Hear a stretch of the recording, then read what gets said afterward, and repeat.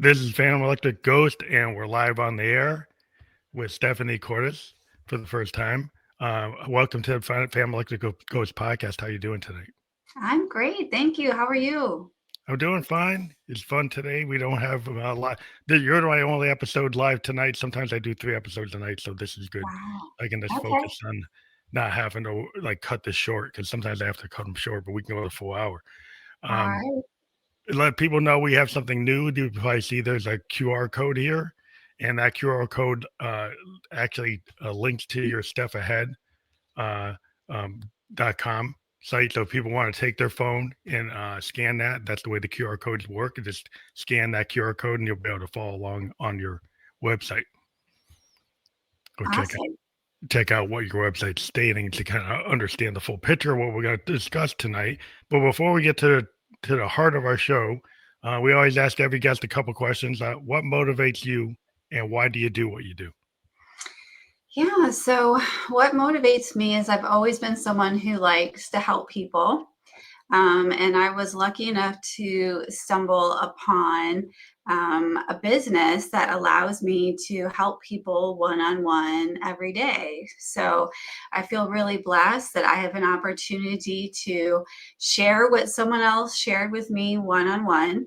And I get to work with people, share information, take them through a discovery process, and I'm really humbled that, many times I've had people tell me that I've changed their lives, that their lives are never going to be the same. And that is just such a powerful, humbling feeling that I don't hear that every day, but when I do, it's been really powerful. Some people never get to hear those kinds of things. And I'm full of gratitude for having the opportunity to have a life like this now where I only have nice conversations with people. There's no meeting after the meeting. I'm not doing PowerPoints. It's just an amazing, happy business that I'm in. So it's so motivating. I don't need any extra encouragement. I don't need to hype myself up for meetings with my clients. The work is its own motivator. Yeah, it's interesting. Like that when you get to own your own business and when you're an entrepreneur versus like in being in the corporate world, where if you're like in the C-suite, like you feel like, well, I'm part of it. It feels like, you know. But I think what happens is sometimes like the corporate world can like burn people out. Yeah.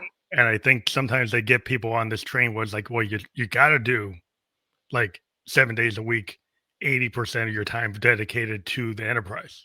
Right. And if you're buying into that and you feel it, there are people that buy into that for however long they buy into it, and then they Right. hit this kind of crucible moment like, well, it's not working for me anymore.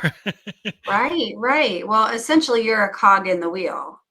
And maybe over time, you become a more important cog in the wheel. And that can be satisfying in some ways. You're getting maybe better pay, maybe you get a better title. And those things can be satisfying in their own ways. But there's a dark side to that too, that sometimes people experience, and lack of stability, um, in having restructuring going on all the time, and layoffs to deal with.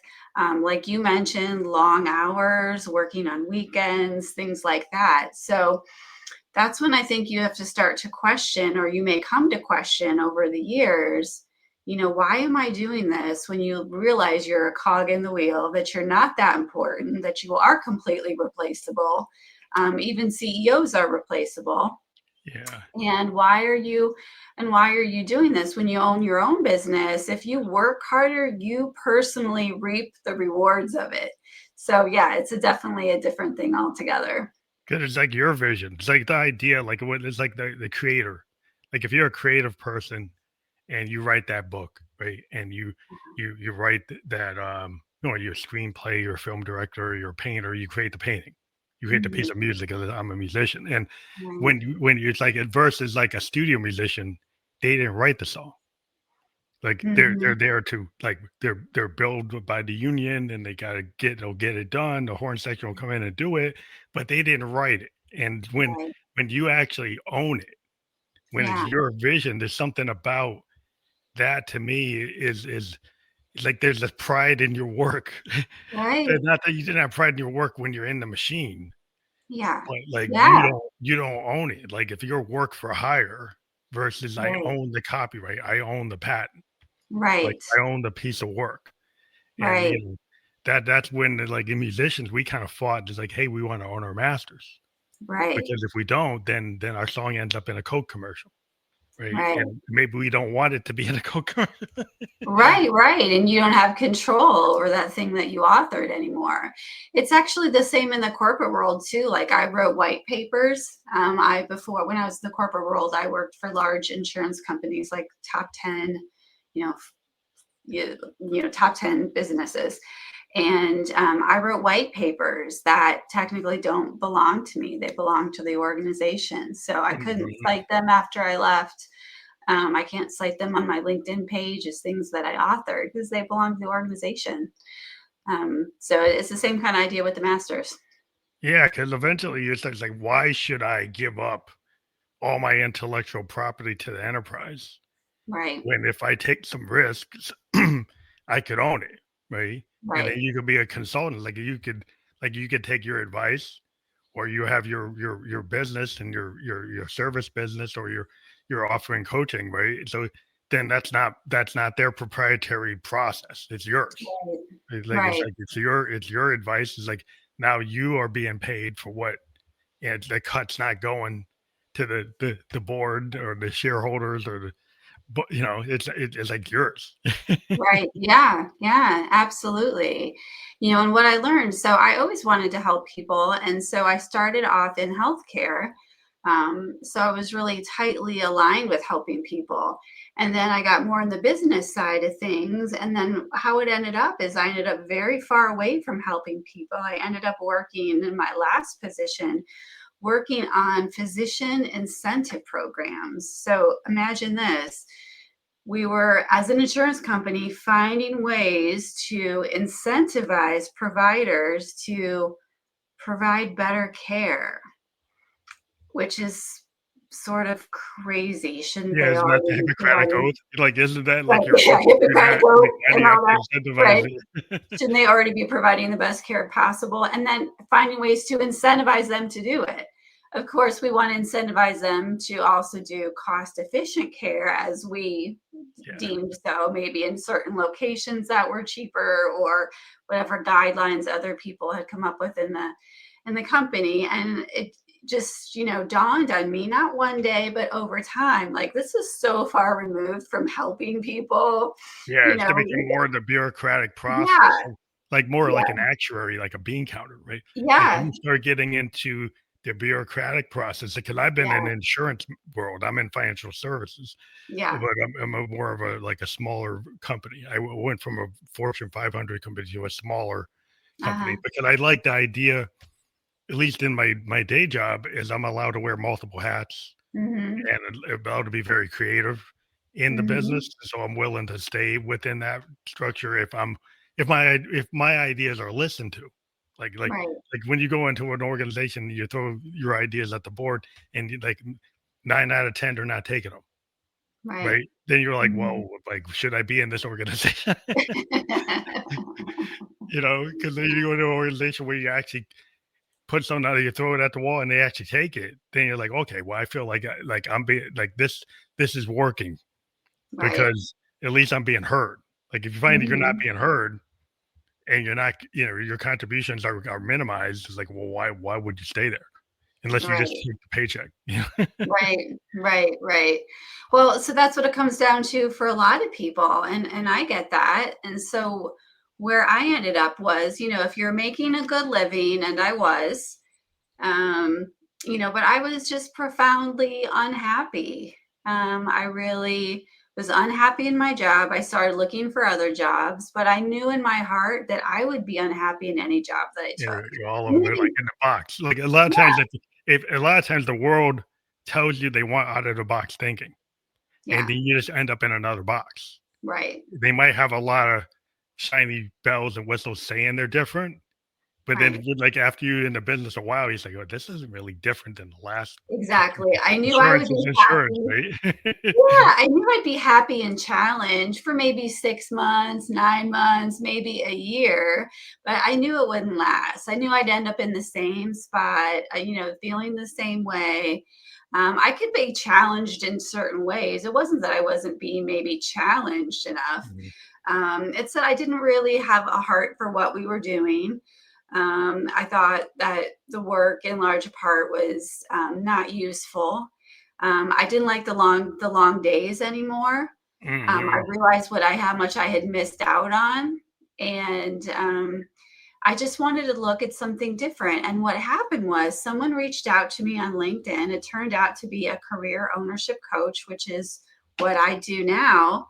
And I started this process of discovery with her, and that's what started this whole journey for me, which created me starting my own practice doing the same thing. So it was so transformational that a person just reached out to me at the right time. Yes. And we started looking at different options, different possibilities. And one of them was owning your own business. And I thought, well, I mean, I am a business person fundamentally. Now, I have spent my whole career in certain types of roles, and I have a certain kind of master's degree. So I don't know if it makes any sense for me to walk away from all of that because I'm making a very good living and I went to school for a long time and I did it as an adult. So it's still pretty fresh in my memory, having done all that. And I've got student loans to pay still, as many people can relate to. So, Yeah. does it make sense to walk away from that? So, I believe I could be a business owner, sure, doing something different, but does it make sense to walk away from all this?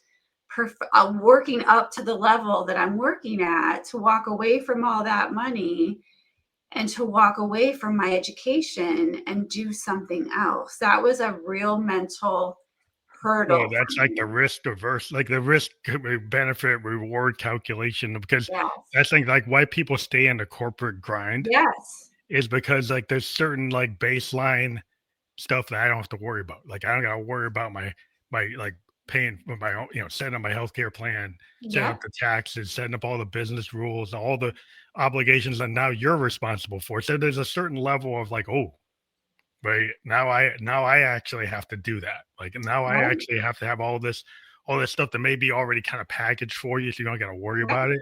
Now Right. you're responsible for some baseline stuff that you Right. didn't have to worry about. Like, Right. but then you have the worry. I guess the benefit thing is, well, if I'm not happy, how much is value is in my happiness? And this is where I think in the corporate structure in America, people like they minimize their happiness. Right. They think there's like, well, I'm not supposed to be happy. And then if Mhm. you start to value your happiness, you value like your kind of childlike curiosity. Mhm. Like Yeah. people tend to like, well, being an adult, I'm not supposed to have that. Right. So then Right. you kind of minimize it, but at some point it starts eating at you. Yeah. Maybe I Exactly. should have. What if I had a career that actually I'm happy every day? Exactly. What I'm satisfied that I'm passionate about versus being not passionate. And maybe people say, well, you don't need to be passionate. Like artists, we're passionate. So we're like, that is part of what it should be. Right. Right. Because this logical brain comes and says you should be dispassionate.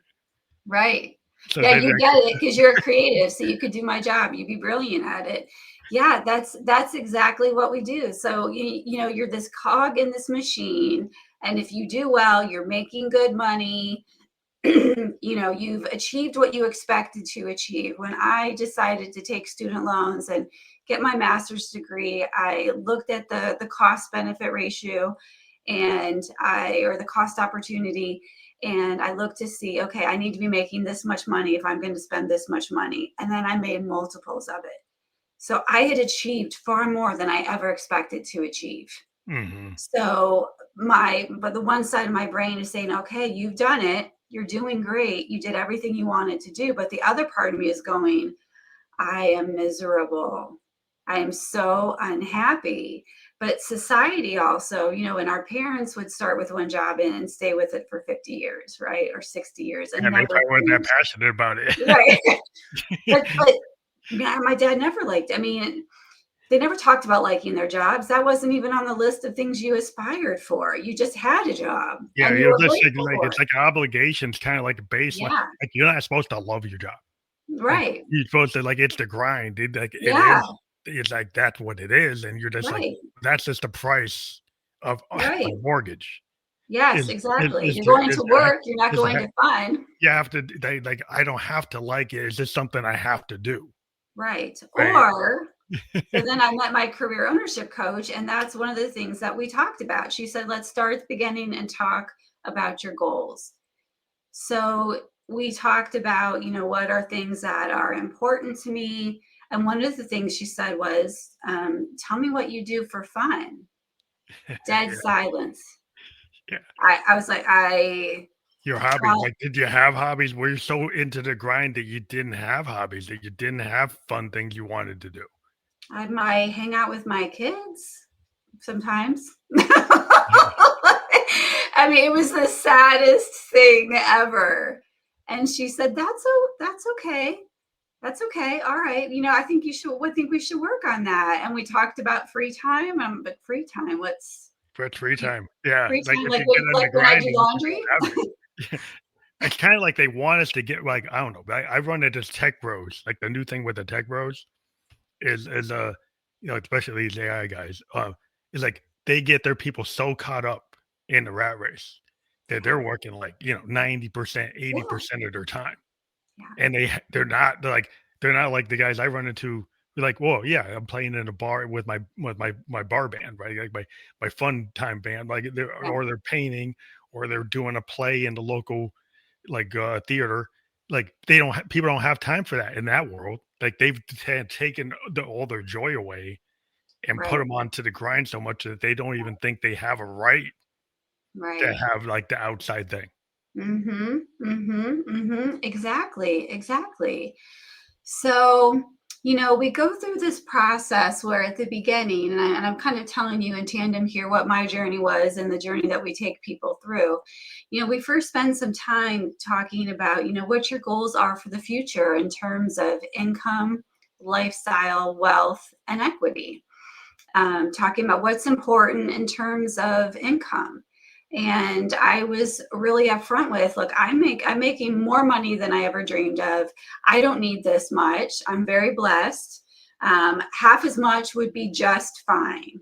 But the Mm. problem is, what I know from my own work experience is, even if I went to like a lower level analyst for half the money, I'd have to work so much harder, in this corporate world. So that is not a solution It here, doesn't solve it. Yeah. Yeah. So, because you have to hustle even harder at that level, it's so different. It's so interesting in the corporate world. So, we talked about those kinds of goals, big goals for life. Are you interested in charity and doing work like that? Did you ever do work like that? Or nonprofit type Um, work. yeah. um, what are your goals for your family, and what's important to you that way. And I had at the time, one of my children who was in high school had an acute health issue, Mm. and we all had to basically stop what we're doing and help her through that. And now she has a chronic health issue that she deals with, and this was years ago. But it was life altering, for her and for us too at that moment. And I stayed in the corporate world for another probably 4 years after that. The moment she got that diagnosis, I lost all ambition in the corporate world. Mhm. I didn't lose my ambition to do a good job. I lost my ambition to climb. They climb that, they kinda keep on pushing to Yeah, get to the next yeah, level. yeah. I Yeah. no longer wanted to climb. I just wanted to do my job and continue to do it well.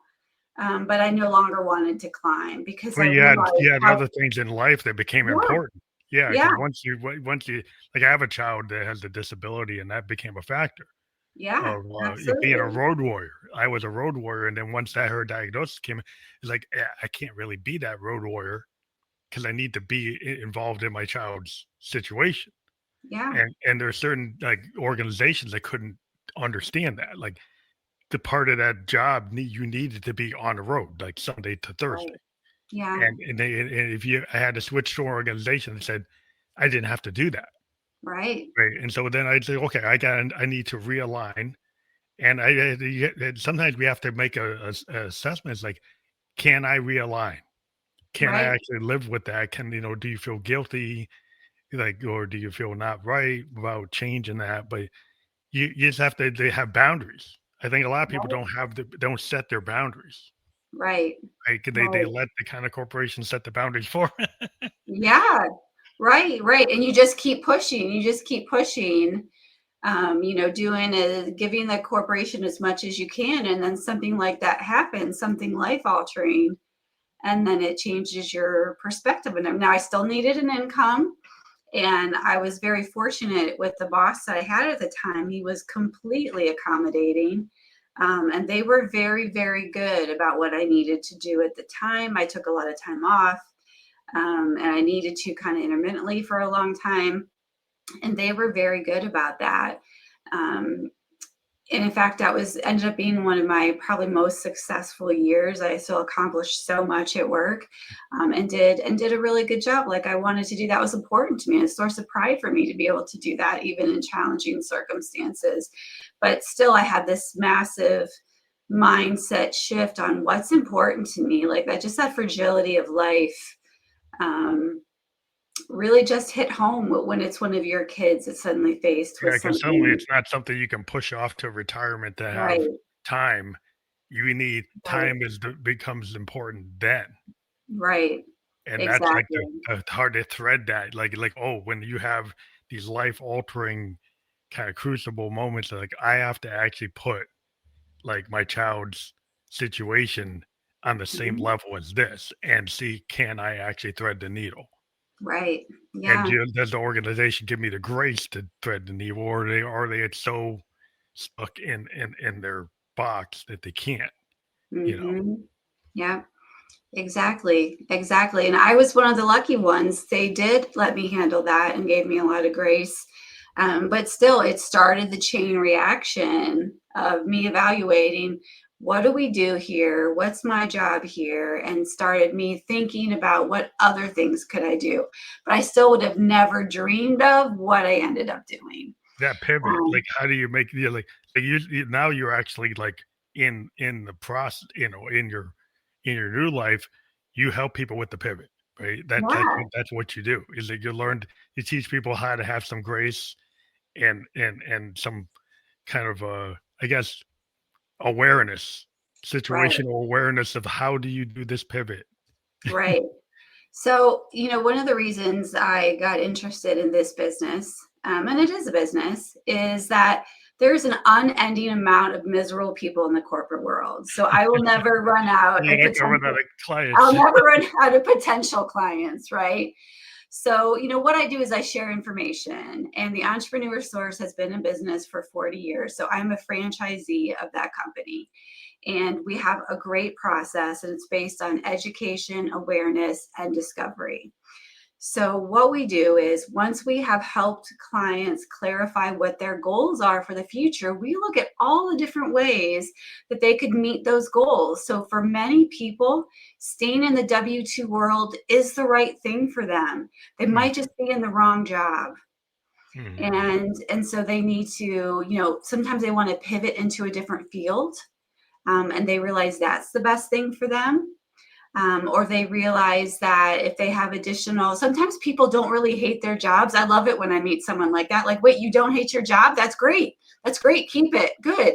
Keep it. What, you're looking for additional revenue. Let's talk about that. Because it's so rare to find someone that likes their job. So sometimes people decide that they are better off, investing in the stock market or the real estate. And then some people want to explore business ownership. And there's lots of different paths to business ownership. Um, if there's a business down the street that's for sale, you could look at that. You could start your own business from scratch. There's different challenges with that.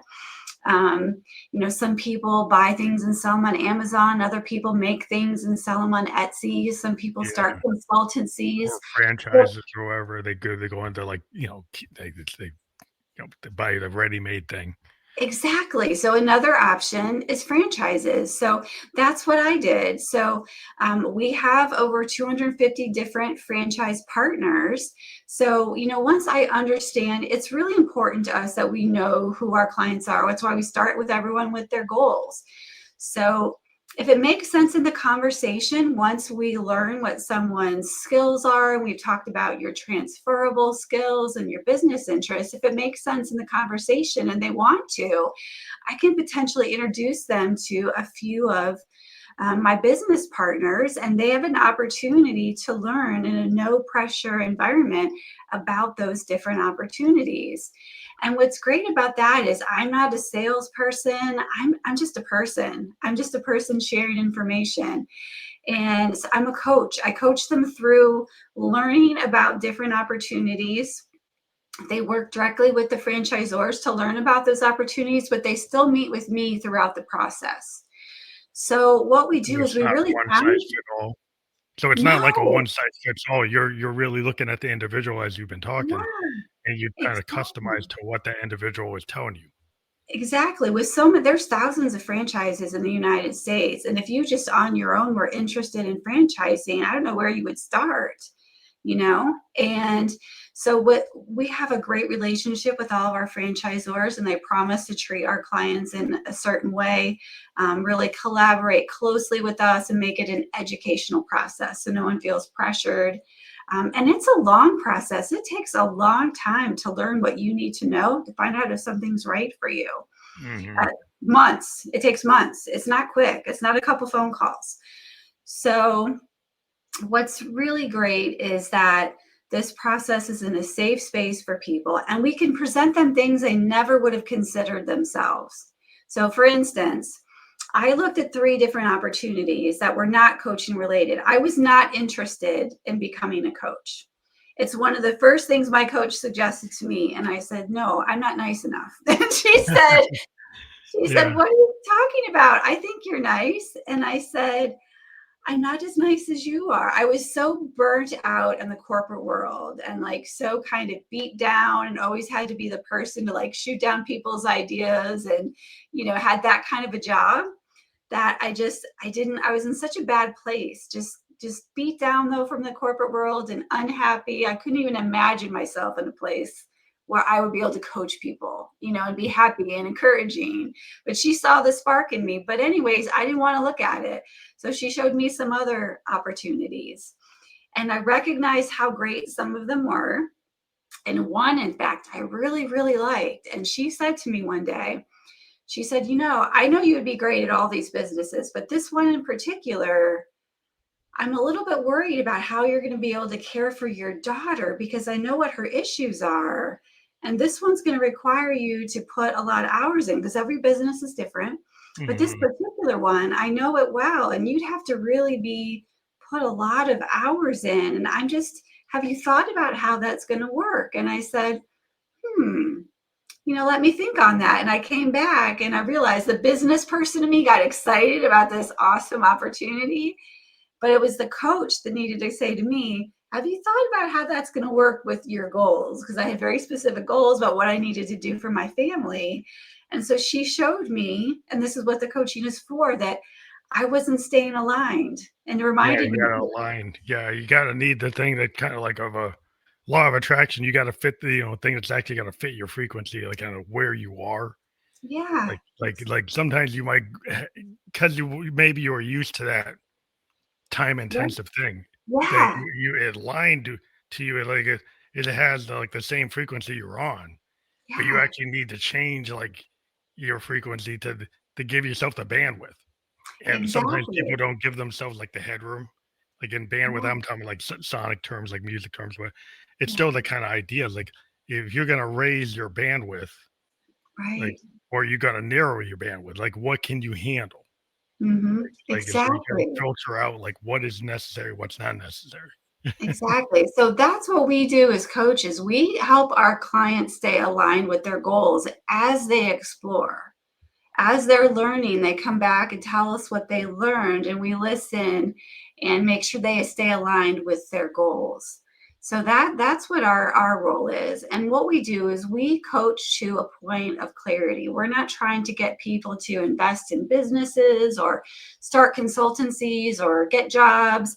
We're trying to get people to a point where they have enough information that they can make informed decisions with confidence. So that point of clarity. So that's success for us. So I celebrate all of that with my clients. If they've decided they want to stay in the W-2 world, great. If they decide that they want to start their own business, awesome. If they decide they want to go into business with a franchise partner, that's fantastic. And what you'll see with my reviews, if you looked at them on LinkedIn or Google Business, the vast majority of them are people that decided to stay in the W-2 world or started to do their own thing, and not necessarily people that went into franchising. They're all happy just to have had the information, to have learned about, franchising and other things, and Mhm. take that time to focus on themselves and clarify their goals, because most of us haven't done that since we were very young. Yeah, a lot of people like I don't know, in the art world, we have this idea of like the looking glass self. It kind of, it's a Victorian idea. Look in a mirror, yeah, do an assessment. You kind of do a real assessment. Like, are you happy? Like, Mhm. what is it that are you doing the same thing over and over again, not the result you want? So you Right. start to do an assessment, and it's kind of sugar coated assessment. It's like Okay. it's a real assessment of Yeah. like why are you not happy? Like why are you Right. doing the same thing that's not giving you the same result, the result you want? And it's like, Right. what could you do different? Like Right. what, or maybe I'm not really looking at things and assessing, like maybe I actually am happy. Mm. But I was looking for something and when I actually look at that thing that I thought I wanted, it's not actually what I want. Right. Right. Yeah. So you have to kind of do like it's a real time. Like what is it? The rubber hits the road. Like what is it you're trying to get to? And Right. maybe you need to make micro changes or Mhm. macro changes. Like, do you have to actually do big changes, or could you do incremental changes and get to where you want? Because some people want to Right. go 0 to 100 Right. all at once, and maybe they need to do a little micro changes here, Right. course corrections here. That's not as major as you think. Maybe it's not 180. Yeah. Maybe it's a minor course correction. Exactly. Yeah, exactly. And small changes will help you build confidence too. Yeah, because winning is not always like we call it like happy accidents or like lessons learned, right? Mhm. Like when you a musician, like you could do 100 demos, right? Mhm. And really, demo number 4 was really what you really found is actually works, and you went and did all these other ones. But to Yeah. do the other ones, it actually was necessary to realize that number 4 was actually the right one. Right, right. It's not really Okay. wasted time. If you Yeah. look at like you or the 100 things you did were wasted, no, you did Right. 100 things to realize the number 4 is actually the right one. Right. Right. You had Yeah. to actually go through it to get to it. I definitely like the concept that nothing we've done has been a waste of time. It's important for me to think that in my life, that um, I didn't waste my time, that everything I've done has led me to this moment. It's important for me to believe that. I don't want to think that I wasted too much Yeah. time, you Well, a know? lot of times, like if I'm a Buddhist, but we kind of feel like things that happen were supposed to happen, and Yeah. you just need to actually understand why they happened. So there's Right. some introspection that has to happen. But if you don't actually take the time to do the introspection or looking glass self or the lessons learned, like you Yeah. don't actually go back and say like why did we had a sessions like what happened here? Like Right. let's see and not to kind of beat people up. It's like but like you sometimes you have to break some eggs to make the cake. Right. You can't live on eggshells. Sometimes it has to happen. So you have to make a decision. If you Right. make that decision, people say, "Oh, they hated it." But if you sit Mhm. there and not make a decision, or you don't put something out in the world, well, you're never Right. gonna know what the response is if you don't Right. try it. Yeah. Exactly. Exactly. Yeah, I think it's interesting that a lot of I see so many mind shifts, as people go through the process. People often feel trapped in their corporate careers, and what I like to see is my my clients see a shift into them, seeing possibilities, that there are different options out there, because that's how I felt, that there wasn't any options. And when I first met my career coach, I didn't know what she wanted to talk about. I didn't understand what it meant to be a career coach. So when she said, I think I have an idea for you. Did you ever think about owning your own business? I was like, well, yeah, I always thought I would be a really good business owner. She's like, really? What did you think about doing? Well, I never thought past that, just that I would be a good business owner. So to hear that there were options, and then to get specific about them, even though maybe the first ones that we talked about, didn't end up being the right ones for me, it opened my mind to wait a minute. I am a business person. I have a business degree. Okay, sure. I practiced in a certain type of business for a long time, but I could really do anything. And what's cool about franchising is they teach you everything you need to know to succeed in a franchise. I don't know if you know that or not. So there's an operations manual, there's policies and procedures. So they know the secret sauce on what it takes for people to succeed. And all you have to do is follow the system. So once I learned that, I realized I could literally do anything. So then I said, start from scratch, right? Because I think a lot of people, entrepreneurs, are scared. They're going to have to learn everything and kind of fail upward, right? well, If you got like a turnkey thing where you actually got a manual, that's yeah, different than starting from scratch. Like if you start from scratch, you probably will make mistakes. You will right. You have, will. not that you won't when you have a turnkey, but you'll learn. But there's a process. Like it says, you've Yes. got a manual there, or a structure or a paradigm. Yeah. You- There's a great saying, but you hit the nail on the head. There's a great saying about franchising, which is that you're in business for yourself, but not by yourself, because you have this whole support network, and you get initial training and ongoing training. And what's great is, so every franchise can say that it's a requirement that they have an operations manual, and franchising is highly regulated in this country. But in this discovery process, there's something you do called owner validation. So you get to talk to other owners and find out what is their experience. You get to ask them the tough questions. So you really get to collect all these data points as you're going along and learning. And what you learn is that it's no longer just like, okay, I'm going to start a business. That sounds like you're just rolling the dice. What you learn is it's more of a calculated risk, because you're collecting all these data points. Okay, I met all these people corporate. I learned about, the business model, how they get customers, what the corporate support system is, etc. But then I actually met other owners. And then I saw their financial disclosures, which declares exactly what the previous revenue that they've actually made has been. I met the corporate leadership. I've been to their corporate headquarters. So you get all these data points, and you realize this is no longer like blindly rolling the dice. This is like, Yeah, I have a lot of data points it's not like here. a widget that you don't know if anybody's gonna buy it. Like, Right. like you go into something, it's like, well, I don't know if like you don't see the history, you don't see if it's very transparent, like you're saying, you're actually seeing numbers, you're seeing Yeah. metrics. And being in the corporate world, you're going like, I need to see the spreadsheets, right? I need Right. to see, I need to see the profit loss statements. Like I need to know like that it's actually Yeah. viable, right? Where you go Yeah. into kind of, it's like you're throwing a dart at a board and somebody said, yeah, trust me. Yeah, that makes money. It's Right. like, well, where's the number? Like, Right. like Right. where's the proof? Well, right. So in the corporate world, you see P&Ls. You see that in the franchise too, with the P&Ls of the franchise. It's in their financial disclosures. But just like any business, no one ever guarantees future performance. Yeah. Just like with a Fortune 500 company, no one can guarantee how any of those companies are going to do next quarter, right? Yeah, They project that. they did the last 5 quarters, and then but what if they get competition that blows them out the water? It's like, Right. it's nothing's 100%, Yeah. Nothing's 100%, but you're collecting all these data points, and you have a system to support you with all these things in place. So that's what kind of the learning process is. And it's just really, I think, an eye-opening experience for some people, to go through that and learn about those things.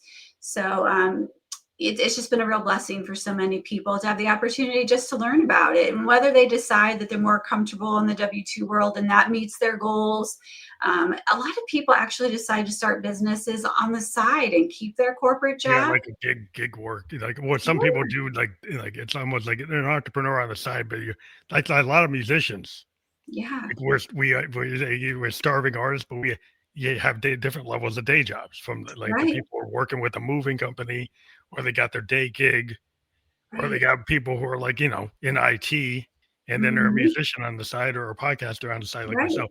It's like because right. so you can dip your toe in to do things, and Yeah, then like you're the benefit is like, hey, I can do something where my risk aversion might not be so I could put like a piece of music out exactly. that if I'm funding it and I have a steady, I can pay my mortgage, and I'm not going to be like the starving artist, like, well, it's all or nothing. Like Exactly. I have a chance I could keep on putting things out that maybe no Right. don't make it in the marketplace. But Mhm. the reason I do it is because I'm doing it from an artistic perspective. Right. The art Yeah. perspective is like you put that piece of art out, not always because you want to make a lot of money, Mhm. because you're Mhm. trying to actually express yourself, Right. right?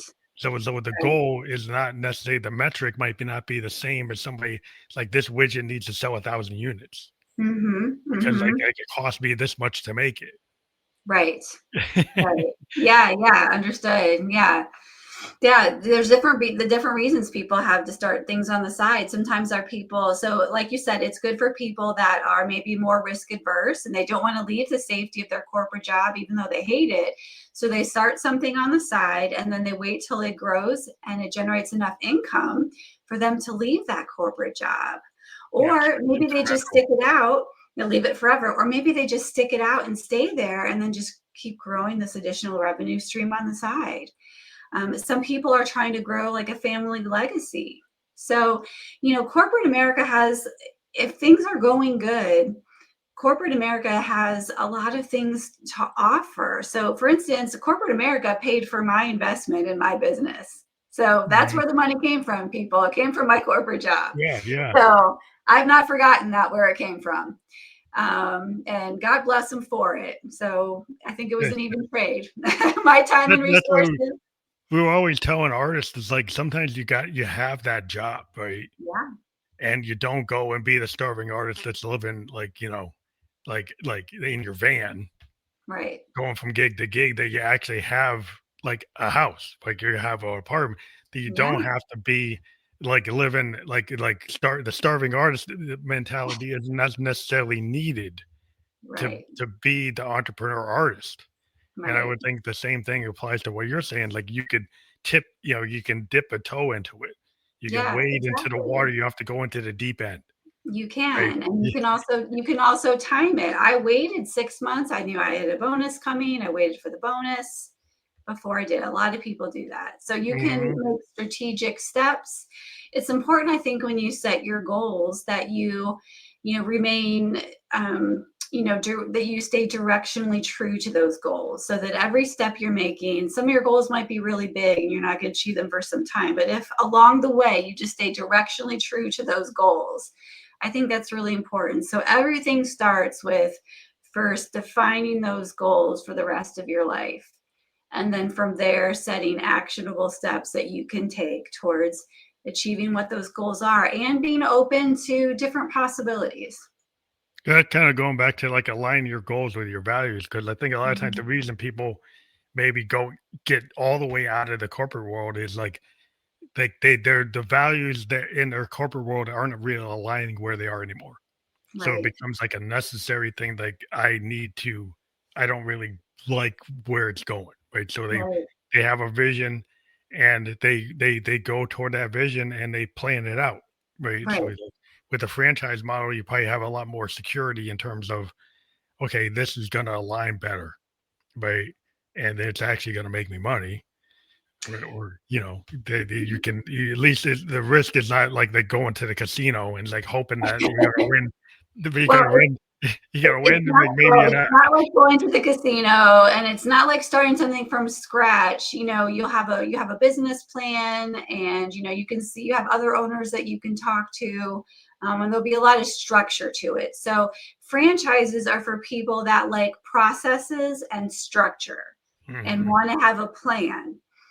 Because you will have the whole thing planned out and launch dates and all that, and you'll know exactly what needs to With a lot of happen. confidence. Yeah, Yes, and they're for people that want to follow a process. People that don't do well in franchises, people that don't like to follow a process. yeah. I If mean, you that's don't not like for that, like you.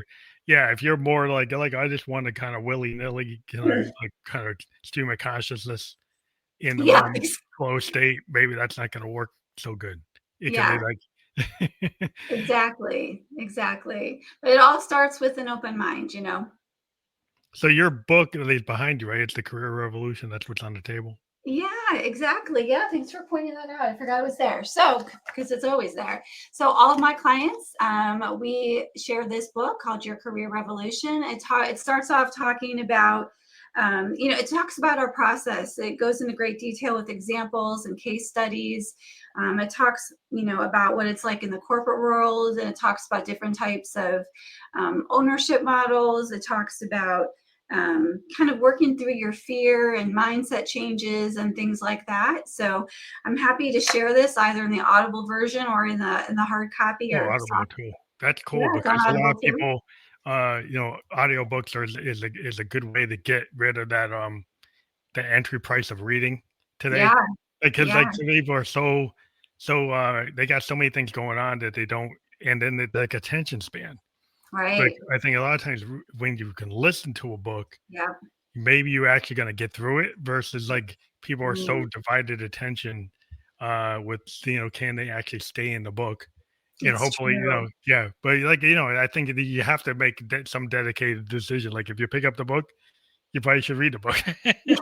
Yeah, and also some people are stuck in their car for long commutes. Yeah, So, like, there's another way to get through it because, like, if you're stuck in that commute, still taking that job and you're trying to invest in something like this, then you could use that time to actually, "Hey, it's going toward my goal."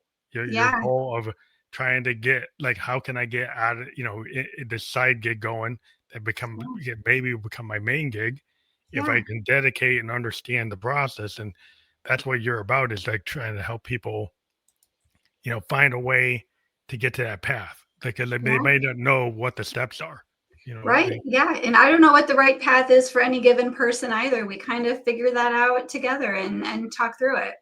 based on like personality types, right? Because like if you make an assessment, you can over time, if you kind of determine like, oh, these types of personalities, if you talk to people, you can kind of making a like a sociological assessment. like is this person the type that's going to fit this type of thing, right?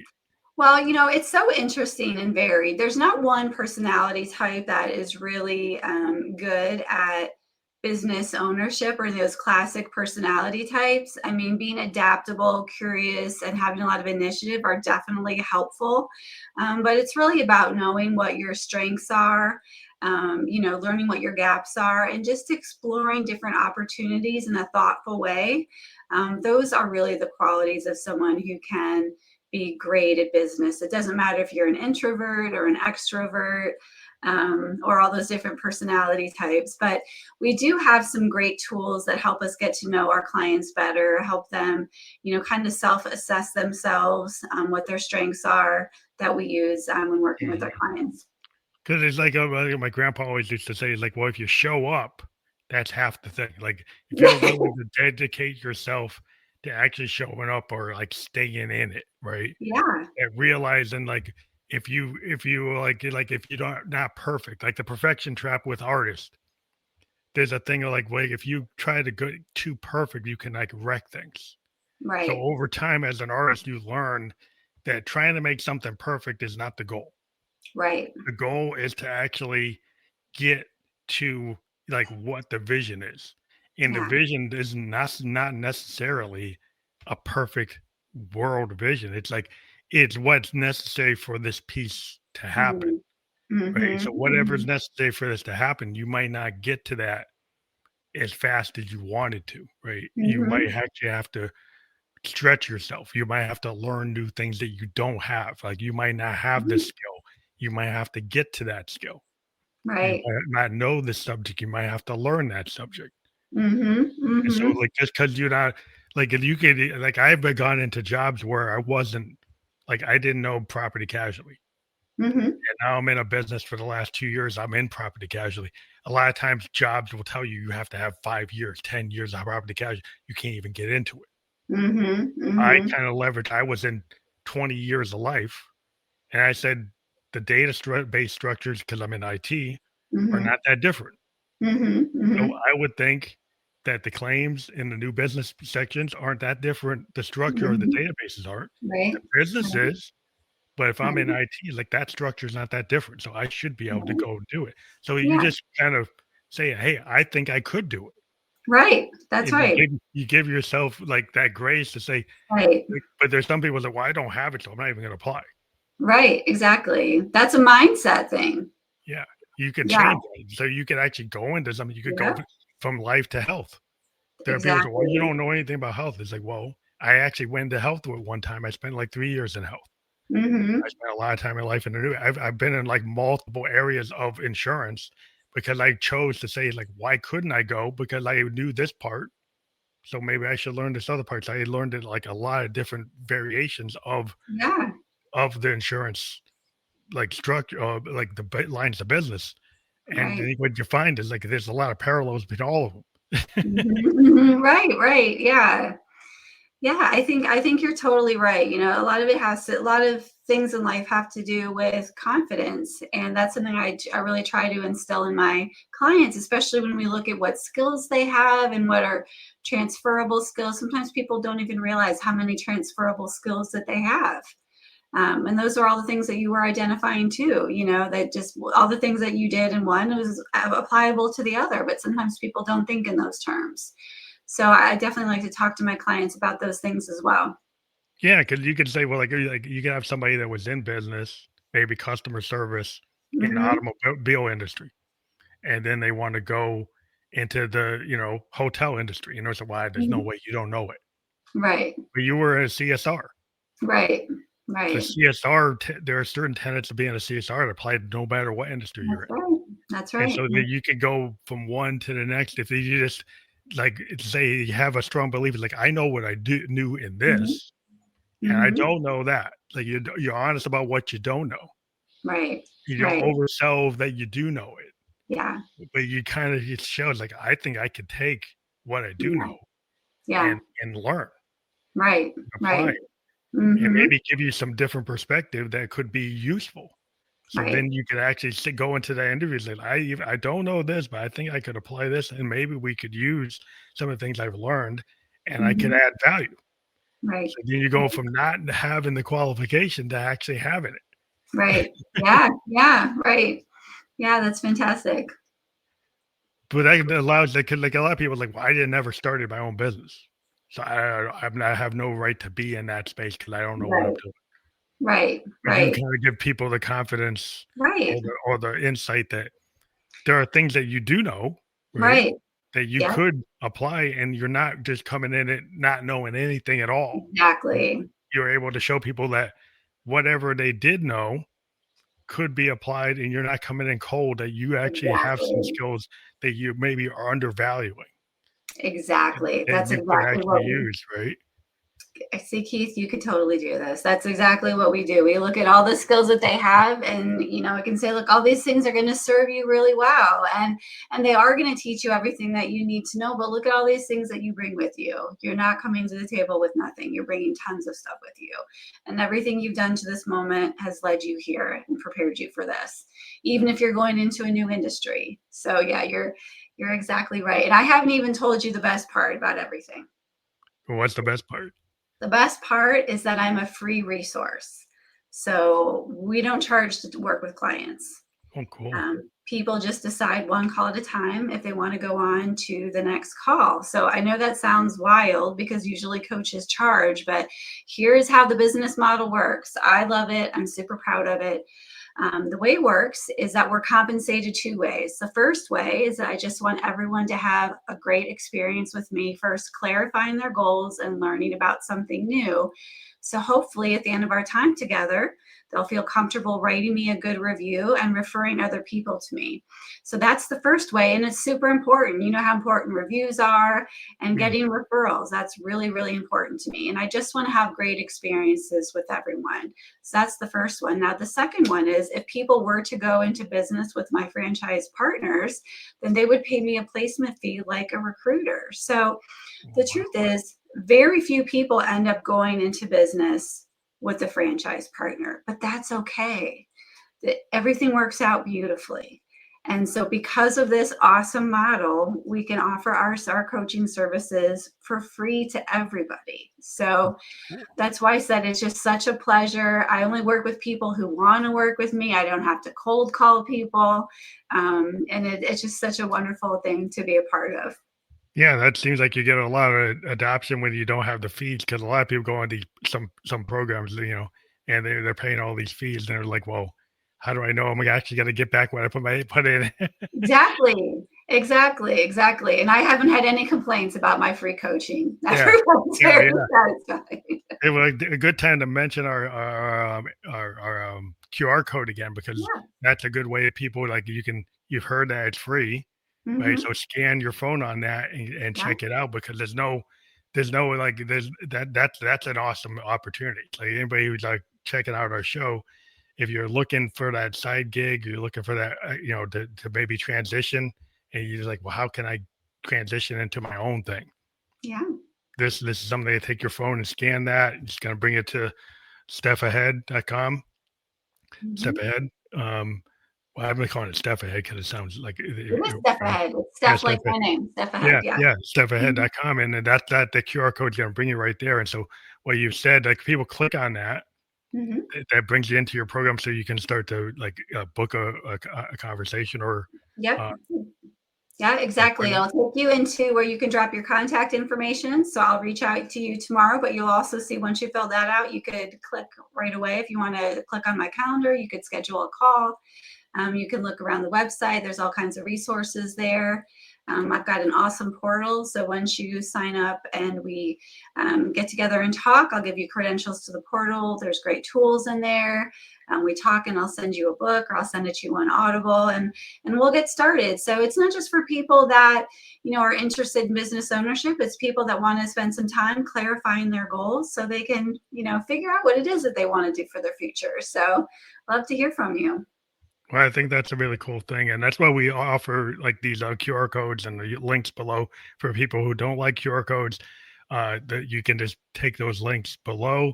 If you wait to the end of the podcast, we've been live on LinkedIn, YouTube, and Kick, and you can just click within those URLs are live on the podcast description of whatever platform you're watching or listening to.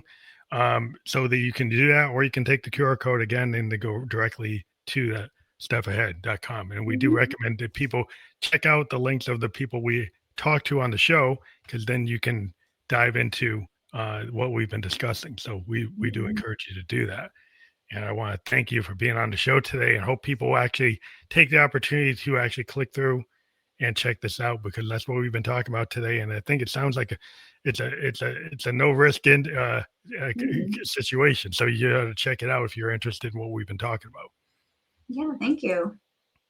But I want to thank you again for being on the show today. You do have that book there, so that people actually get the audio version of the book if they book Mhm. with you, right? Yep, absolutely. Thanks so much for having me. It's been a blast. Well, it's great. We love to talk to people and show people like new ways of maybe having a new opportunity to Mhm. transition to your next step in your life. And maybe today that this is the opportunity for you. So we Yeah. thank you for giving people this potential opportunity for themselves to check out. Yeah, thanks again. Thank you.